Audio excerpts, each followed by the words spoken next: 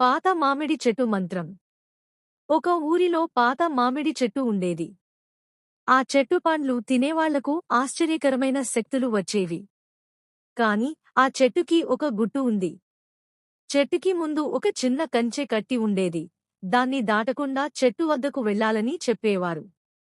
ఒకరోజు ముగ్గురు చిన్న పిల్లలు, బాలు, చంటి, గౌరీ ఆ చెట్టు దగ్గరికి వెళ్తారు. వారు ఆ మామిడి పండ్ల మాయను తెలుసుకోవాలని నిర్ణయించుకుంటారు. కాని చెట్టుకు దగ్గరగానే ఒక మంత్రిక గాడిద అవతారంలో కనిపిస్తుంది. మంత్రిక, ఈ పండ్లు తినాలంటే మీరు నా ప్రశ్నకు జవాబు చెప్పాలి. చిన్నపిల్లలు సరదాగా మంత్రికతో సవాల్ చేస్తారు. మంత్రిక ప్రశ్నలు అడుగుతుంది. మనసు మంచి ఉంటే ఎవరైనా శక్తివంతమవుతారా? నిజాయితీ ఒక మంచి మంత్రం కావచ్చు కదా? పిల్లలు సమాధానాలు చెప్పడం ప్రారంభిస్తారు.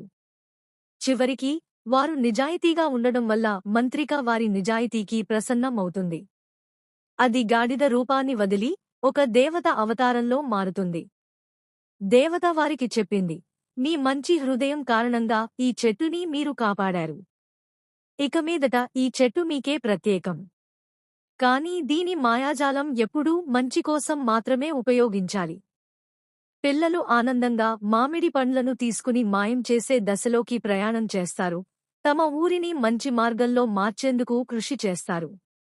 పాఠం: మంచి మనస్సు, నిజాయితీ, నమ్మకం అంటే ఎప్పుడూ ఒక మాయాజాలంలా పనిచేస్తాయి.